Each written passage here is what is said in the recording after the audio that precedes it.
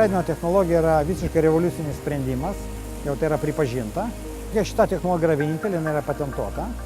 Ir šitas DHN blokas, kuris instaliuotas atostogų parke, tai yra pirmas tokio galingumo blokas yra Europoje šiuo metu.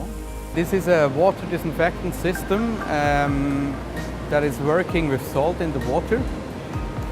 And instead, in comparison to standard water treatment system with electrolysis cells, we are producing in this system much more free radicals. These are oxygen compounds, so this means we are kind of splitting off the water and use the water itself as disinfectant of the water. That's, I think, the biggest difference to standard systems. Vanduo dezinfekuojamas į vandenį nepilant chloro, o visą dezinfekciją atlieka molekulės, kurios gaminasi vandenyje. So what we have here is, for this size, it's the biggest and first pool we have in Europe with that system. Tai yra visiškai radikalus požiūrio toks pakeitimas į vandens valymo technologiją, nes tai sudaro galimybę mažiau turėti chloraminų, tai yra mažiau turėti šalutinių reakcijos produktų, kurie kenkia žmogui, mažiau reikia naudoti reagentų. Jeigu tai preventiškai technologija sukonstruota taip, kad bakterijos negalėtų augti. Vandens molekulės skyla į OH ir H radikalus ir natrio chloridas, kuris yra valgomoji druska, irgi skyla į chloro radikalą ir natrį. Jie vėl jungiasi, tokiu būdu sudaro aktyvūs chloro radikalai, kurie atlieka dezinfekciją iš vienos dalies, ir aktyvūs vandens radikalai iš vandens, kurie atlieka dalį chloro dezinfekcijos efekto pasiekmes. Tai tokiu būdu labai dramatiškai sumažėja chloro suvartojimas.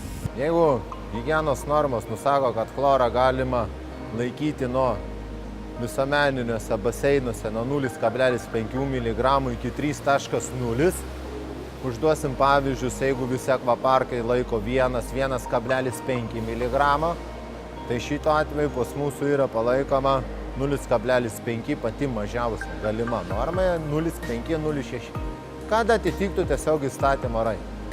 Bet jo nėra pylama į vandenį. Visą vandens dezinfekciją atlieka perskelta vandens molekulė, to pasakoj mes neturim šalutinių chloro produktų, kurie sukelia kvapą ir yra žalingi žmonėms. Jeigu neįstatymas privačiam sektoriui, kadangi nereikia laikytis va kaip namuose, tai yra palaikoma chloro galima praktiškai išvis nedozuoti, yra palaikoma kaip geriamam vandenį, lygiai tiek pat yra chloro kaip geriamam vandenį. Ir tokiam vandenį netgi plaukioja delfinai, va delfinariume yra instaliuotos sistemos. Ir yra palaikoma 0,1. Tai yra visiškas praktiškai niekinis skaičius, kurio to neina fiksuoti.